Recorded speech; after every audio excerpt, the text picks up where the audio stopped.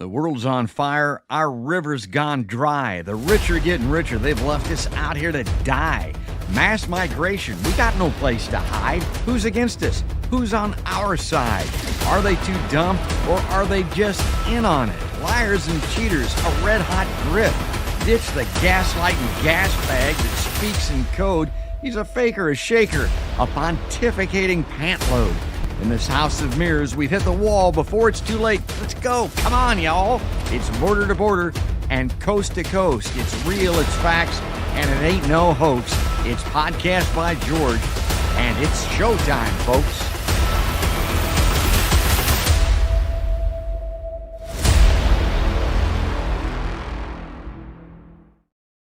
Hello, hi, how are you? Welcome on in to another Podcast by George. Got a special show at a special time today and a special event or news item. It's tragic. Davenport, Iowa. I'm sure you've read about it, heard about it. Again, the national media with the collective amnesia and the fact that they got to cover Donald Trump and the debt ceiling and all this crap that they cover. They're kind of moving away from this.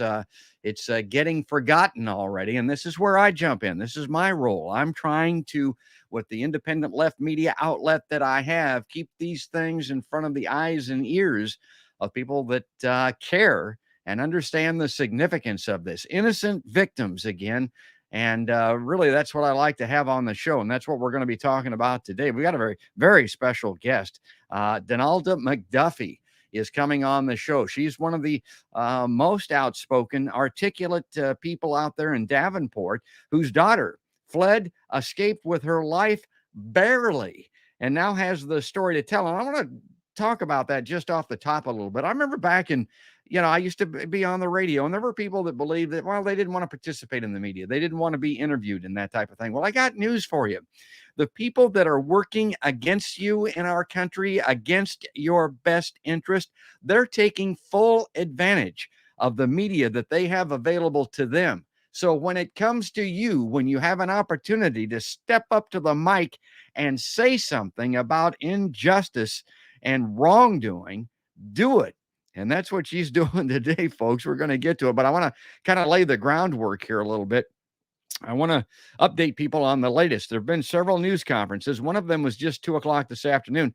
Some of the best reporting that's coming out is from the Quad City Times, because it's right in their backyard. And again, that's this parochial, localized, I wish the big national media, even here in Des Moines, it doesn't get the kind of coverage that I think that it should. But the Quad City Times is reporting an update. Davenport now says 3 men likely perished after saying no credible information. What? Yeah, well, let's read into this a little bit. 3 people remain unaccounted for Thursday. That's today. City officials said in their third news conference since the apartment building at 324 Main Street partially collapsed.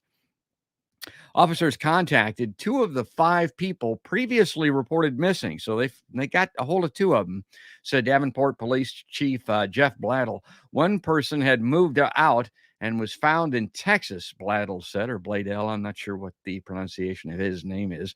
And another was found locally in Davenport. Daniel Prian, 61, still missing, as are Brandon Colvin and Ryan Hitchcock, as previously reported.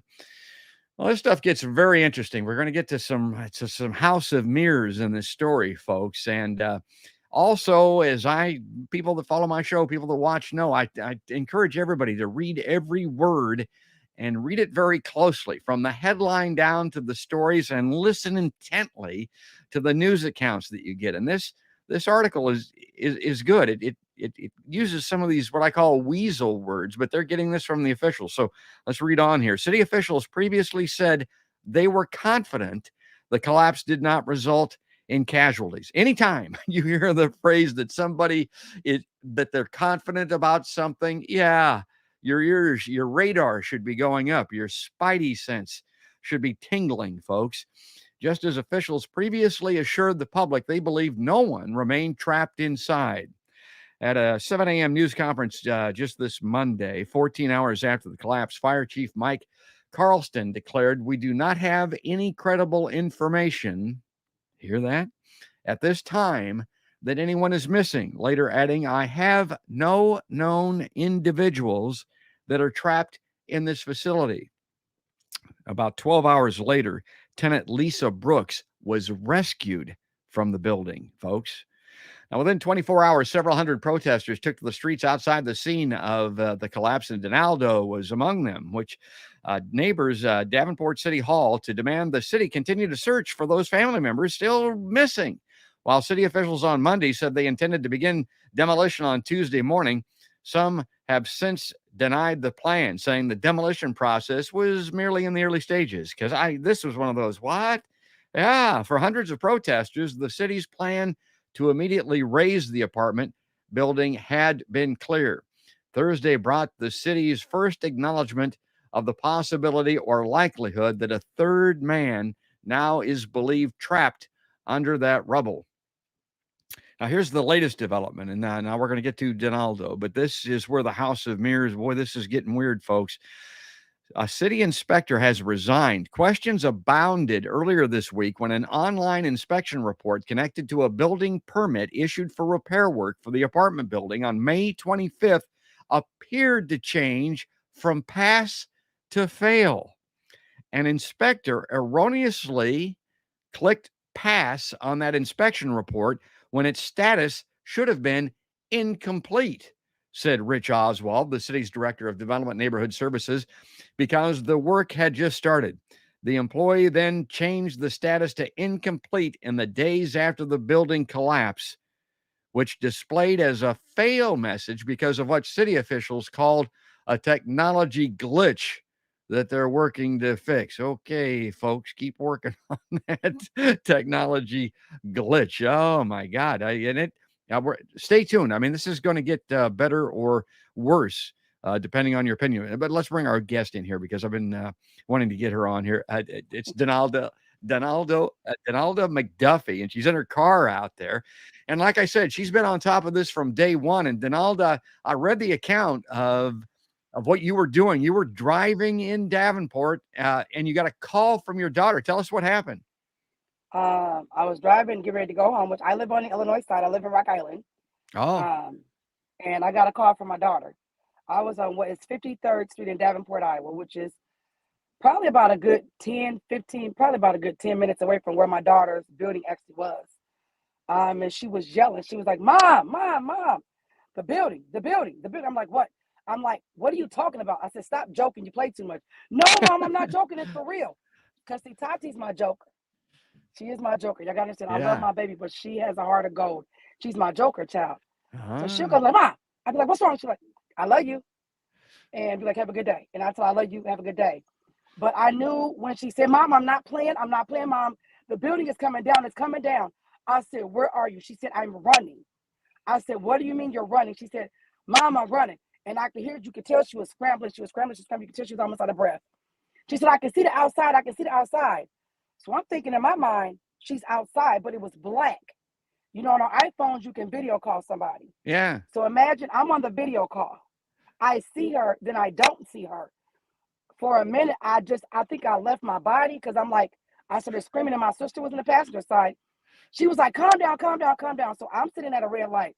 There was an officer in front of me. I hit my hazards. He hit his lights and I just took off.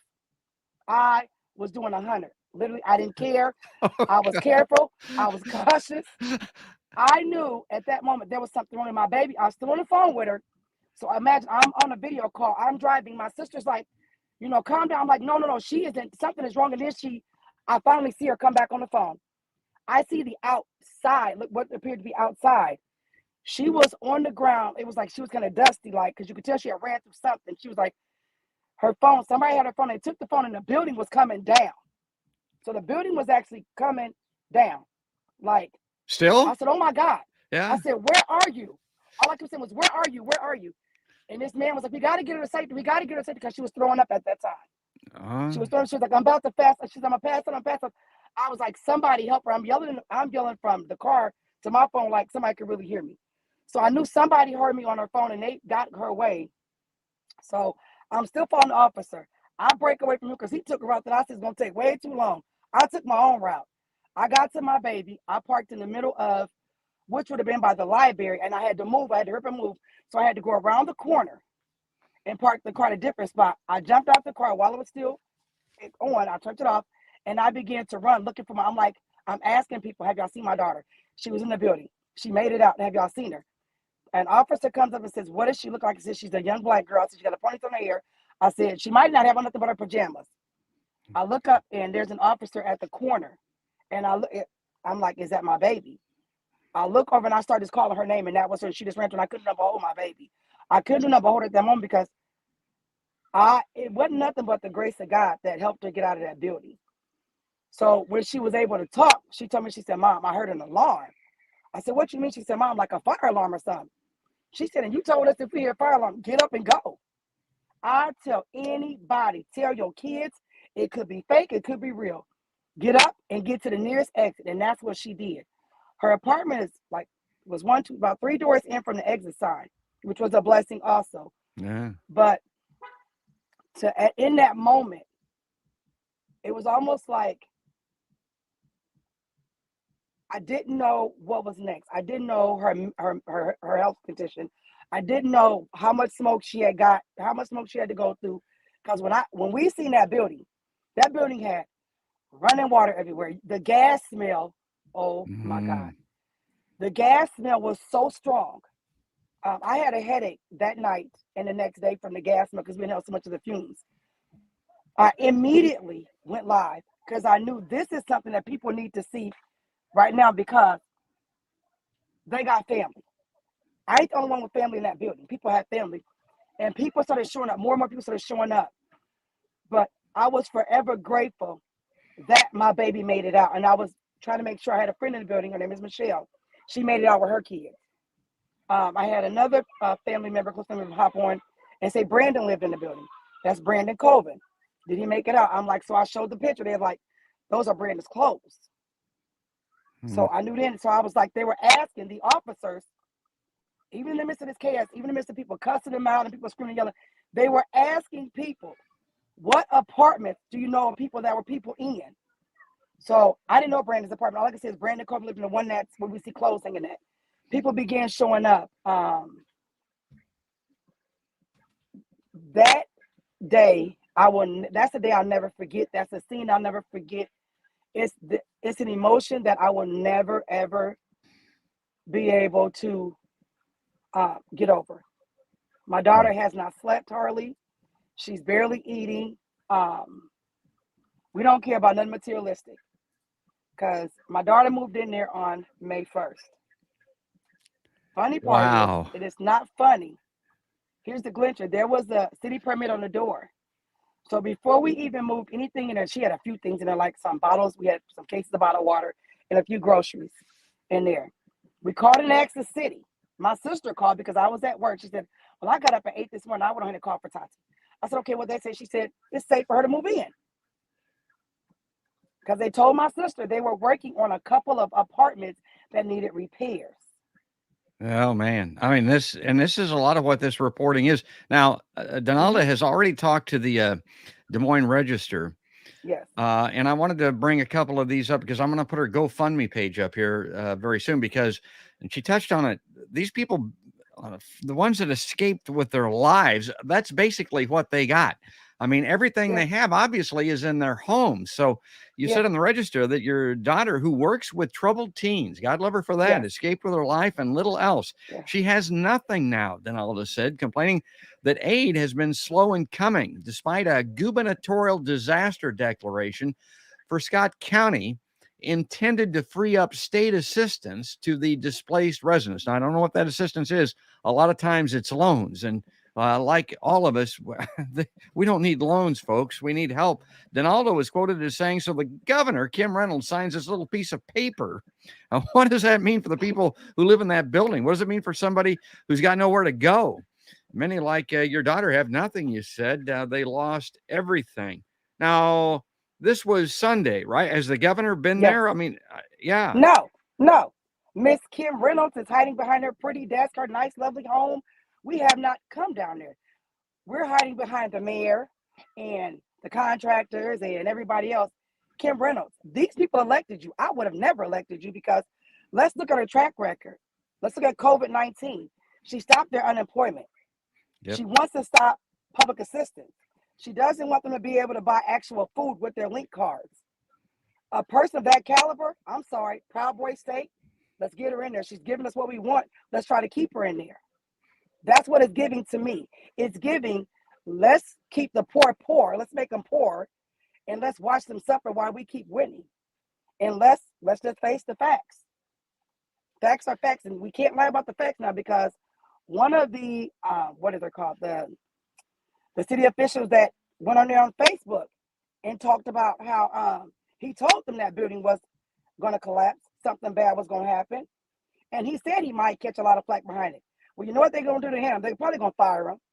But let's talk about it. If you fire him, he's able to sue you now, because you're firing him out of malice. You're firing him because he's giving some light to us. He's telling us, hey, I heard y'all. I talked about it. They didn't listen. I am just a person just like y'all. I just work for them. But we won't talk about all those that we lined our pockets. A lot of pockets got lined behind this. Because let's talk about his house. Was it $1 million mansion he built? He built it off of their money. Those are not cheap apartments. My daughter's rent was $850. That rent went up to $1,200. I think $1,200 or $1,300 in that building alone. I've got a And little. this is the funny part to me. Yeah. Now, when you walk in the building, typical building, the floor was kind of dusty. Looked like they had, like a little, like they might have been working on it. Elevator, to me, needed some work. Needed to vacuum cleaned out. Needed to be, wiped down and stuff. But when you got to her floor, you could tell they were laying new carpet. You know how we take the trim off the wall to lay the carpet down, and then we put it back up? Well, they hadn't put the trim back up on the wall yet on the floor part of, like, the floorboards. New paint on the walls. And when you walked in her apartment, everything pretty much looked new in her apartment. The floor, beautiful. Countertops, cabinets, all nice. Refrigerator, stove, all nice. Microwave, everything new. Nothing was used to me in her apartment. It didn't give the image of anything. It was like, don't judge a book by its cover. Ugly outside, beautiful inside. Yeah. And that's what her apartment gave. It was nice, and I was like, yep, this is her speed. Because my Tatiana is one of those young ladies who I've always worked all my life. I'm a certified medical assistant, and I'm a CNA. I've always had a job. I've never not had a job. I've always said to my kids, if whatever you want in life, you have to work for it. You got to go to school. You got to get your education. You have to do these things to benefit and grow yourself. And my daughter was growing because she had just started her own business, Shay's Wig Line. So she had all that stuff. She had went and saved up her money, worked all these hours, putting in her time. Tati loves kids. She's a big kid herself. Like, Tati is one of the most lovablest, humblest. She is my trickery kid. She's my October baby. She's just one of them people that generally, if she had it and she knows that you need, she's gonna give it to you. She's not she's not one of them. She's humble. Yeah. So for this to happen to her and everybody else, like, I don't. Yeah, innocent victims, complete tragedy, Yes. and that's why, like I said, the governor hasn't even been out there yet. Now, I don't know that proclamation, if that is taking hold, if that's available to folks, but I tell people on my podcast, I have Laura Bellin on with Bleeding Heartland. She follows the money in state government, and the last show that I had Laura on, she said basically the governor is sitting on a $2 billion, that's with a B, $billion budget surplus right now, plus another one with a B, $1 billion of federal aid in the form of a COVID assistance. I mean, she's sitting on it. My God, if it was me, I would get on a plane or take a car, go to Davenport and hand out $100 bills to these people that are fortunate enough to be out walking around, that survived this apartment complex collapse through no fault of their own. And it was the fault of some other folks. Now, we're going to get to that.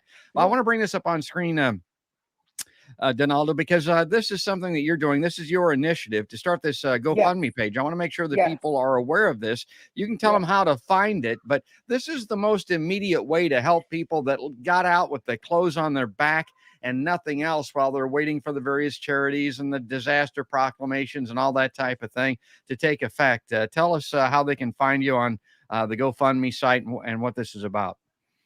So I wasn't going to set it up, but my family was like, family and friends were like, go ahead and set up a GoFundMe, because y'all put everything into that. She started with everything in the apartment. She put y'all helped her. You know how when you get your first apartment, you want everything new. Everything that she had was there. Nothing. Some of her stuff was still in boxes. She hadn't even all the way unpacked because she worked so much.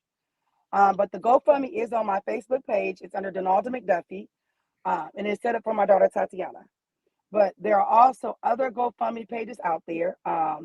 Jason Nouveau set up one because he wants to give away beds to people that have lost everything. There's a GoFundMe set up for the young lady that lost her leg. Yeah, I saw that. They had to amputate her leg just to get her out. They had to do it, and we were there. We were there with her wife. The wife was there. She hugged me and told me, she's glad they found my daughter. She also told me, and this breaks my heart, like this, as they were, like my daughter had to be taken away on a stretcher. Once we went, they removed us from my daughter because she was still hyperventilating and vomiting. They took us to a church, which was kind of like around the corner. And she hugged me and said, I'm glad your baby made it out. She said, but I watched everything. We were trying to get out, and I watched my wife fall. That to me, and I knew she was still in shock. As a person that works in the medical field, I understand that shock. The shock of you're looking for somebody and you're trying to make sure they're with you, and then you look back and everything is gone. That is one of the most horrific things to ever have in your vision. Everybody that had to go through that needs some counselors. They deserve all the mental help. Anything that they can get, that you can do, they deserve it. And Governor Kim Reynolds, I'm sorry, you have dropped the ball. And like I said, that money that you're sitting on, you should have been able to get checks printed out. That somebody, we all know the landlord, as they say, which from a post that I got, he's in protective custody. So is his property manager. So with that being said, release the file of the people that live in that building.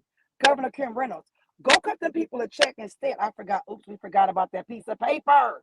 Yeah, I know. The piece of paper she signed. Let's talk about it. It's 5,500, supposedly up to 5,500. Up to. How can you put a price tag on anything? If anything, you give each one of them people 5,500. You make sure they got something to start over with. Don't limit what you're going to do for them, because we're not stopping. I'm not going to stop. I'm going to make sure people know, Governor Kim Reynolds, I hope they do not reelect you. I hope they walk you out of there in handcuffs. I hope they walk the mayor, the city, everybody. I hope they walk all of y'all out in handcuffs. And I don't want the police to do it. I want the feds to come in and walk y'all, because I want, all of a sudden, documents are being changed and, oh no, it's a computer glitch. It should have said failed. No, it wasn't passed, it failed. No, y'all knew what y'all was doing, because my grandpa's the mayor of Bendorf. I got family in City Hall. Let's all work together, because I'm aligned. We all gonna live good. These just people I'm gonna get some rent from. I'm gonna line my family's pockets. We're going to eat and live good. They'll be all right. They'll be fine. Oh, and then there was the comment of, we're trying to get back deposits. How? Give them back more than a deposit. You give them back the rent, the deposit, plus that. You give them back their lives, which, I forgot, you can't, because you destroyed it, because you want it to be cheap. And per your tenants, I got one question for everybody. Why were contractors in there on a Sunday? Why, when your tenant told you they were removing bricks and she saw them, why did you allow for them to remove bricks and you knew? Actually, on Friday, you should have told your tenants, pack a bag. They're doing some structural work on the building. Something bad could happen. I don't want it to happen to y'all. Let me put you in a hotel. Here's a couple $100. Go to a hotel until I know the building is safe. Yeah, because we're talking about human lives here. And I've got a little bit of this. I wanted to get your reaction to it from the Quad City Times, again, is doing some of this reporting. And again, this is very emotional for her, and rightfully so. I mean, she was there. Her daughter's affected by this. And this is what Donalda's talking about. A contractor said he warned of the Davenport building collapse. He told workers, get away. You're going to die. Now, this is out of the Quad City Times, folks. And this was just posted this afternoon. About 3 months before the partial collapse of a downtown Davenport apartment building, and again, just 2 days before, a masonry company owner said he predicted it was coming. City officials said at least 5 people, as we reported, are accounted for after the partial collapse Sunday evening. The address is 324 Main Street. Families of 2 men fear they remain under the rubble of the fallen west side of the 6-story building. Now, here's where it gets interesting. Ryan Schaefer, co-owner of RA Masonry, was working nearby. Now, he was at 112 West 3rd Street, the former Antonella's Pizza, in February. While on the job, he said, he was approached by Andrew Wald, the owner of the building where the collapse occurred. Schaefer said Wald asked him to supply a quote on work on the nearby apartment building. And when he did, he said the bid was rejected because it was too high. He wanted to cut the cost by cutting out the shoring and supporting of the building, Schaefer said. Now, shoring is done to prop up the building when the structure is deemed unsafe, Schaefer explained. The bid for that work alone came to about $50,000. I said, if we don't do it this way exactly, I'm not putting my guys in there. He's talking about his workforce. Somebody's going to die, he said. According to Schaefer, Wold then shopped around for someone who would do the work for an acceptable price. City records reflect this. City inspection records show a final inspection was done on March 1st by Trishna Pradhan, the chief building officer for Davenport. The building passed inspection, and the work was being completed in line with the structural engineer's report. Now, work then appears to have resumed, my highlighting here, and it passed 3 more city inspections on April 12th, April 21st, and May 1st, just when Donalda's daughter was moving in there. In the last one, the inspector noted repair work has been completed per the engineer's report. Now, Schaefer said, now this is this masonry contractor that's being reported in the Quad City Times. This is jaw-dropping. He says the work described would account for only 1/3 of what needed to be done. Saturday, one day before the collapse, he drove by and saw a pile of bricks on the ground. That means the building was literally falling apart right there. Wald was calling us and asking for I-beams and stuff to support it. I looked at it and was like, there's no saving it at this point, he said. Friday, 2 days before the building collapsed, Schaefer said he went to the apartment building and told workers, get away. You're going to die. Sunday at 3:30 p.m., less than 2 hours before it collapsed, he warned workers at the site of 324 Main Street that they needed to leave. We were here working all day, he said, referring to his work at the former Antonella's location. Literally, we were just waiting for the building to drop. So, again, to Donalda's part, this is a known issue. It was known right up to 2 hours before the thing fell in. Now, here's where I wanted to bring this up because a lot of people are talking about this, Donalda. On Tuesday, the city cited Wald, accusing him of failing to maintain the building at 324 Main Street in a safe, sanitary, and structurally sound condition, according to Scott County court records. Records show that if convicted, the fine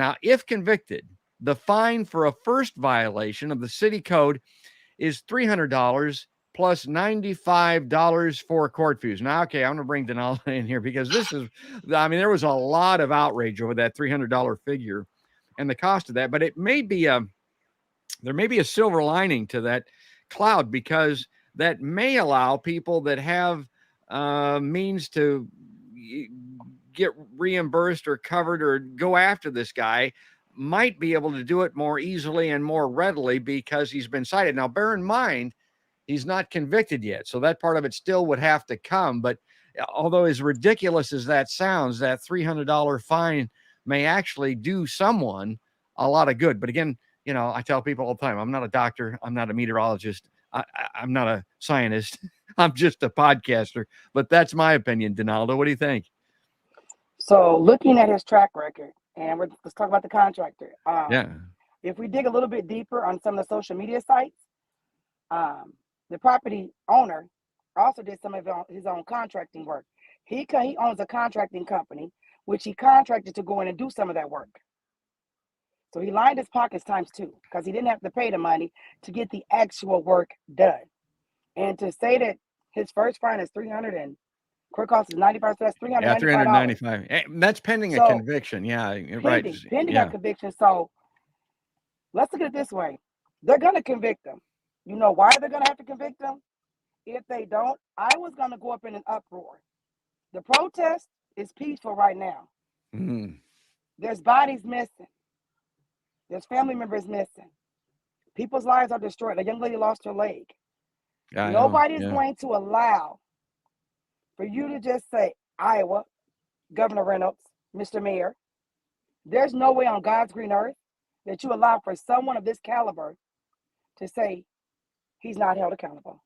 Because if you or I go out here and break a law, we shortcut something, we don't do something right, or we fraud something, we have to be held accountable. And as you see from those dockets are being changed up real, real fast. Can't change. We mentioned that. Can't change hardcover. Can't change it. It's interesting. Now we're going to continue to follow this. As a matter of fact, I'm going to, depending I think this is going to get more interesting today, maybe, but certainly tomorrow and the next day, we'll circle back. Donalda, I want to bring this, because we're running out of time here, but I wanted to bring this up again to tell people you want to help her daughter. You want to help people. This is the most direct and easy way to do it. I did it.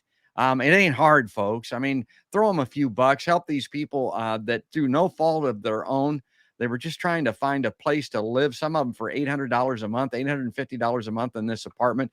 And now, my God, they literally have nothing but the clothes on their back. So this would be a great thing to do. Donalda, I want to give you the last word here. I mean, you're very kind to come on in a very emotional and trying circumstance. So I'm going to put that away and bring you back up on screen and just give us and you're very good at it. I mean, she's using the media, folks. This is what you have to do. Give us a close here. Give us a wrap up. Your final thoughts. Oh, my final thoughts are, in time of need, we have to band together as a whole. And then as a whole, that's how we rebuild. And in order to rebuild, we have to start from the ground up. And I say this to say that there are people missing. Don't stop our fight. Fight with us. Join us. Write the governor, write the mayor, stand up. Share. I cannot thank you enough for allowing me to be a voice for the voiceless and those that, can't do it or don't know how to do it. I don't mind doing it because I am awake. Sometimes my eyes are closed to things and something just, boop, you're awake. Well, I'm very awoke, Quad Cities, and I'm here. I'm not going nowhere. I love you all. I love my daughter. I don't want anyone to sink into a deep depression behind this. I want them to be able to smile one day, sooner than later. And I want closure for Brandon Covett's family and the other families. Give us something. Stop giving us lies. Hold those accountable. And let's move on.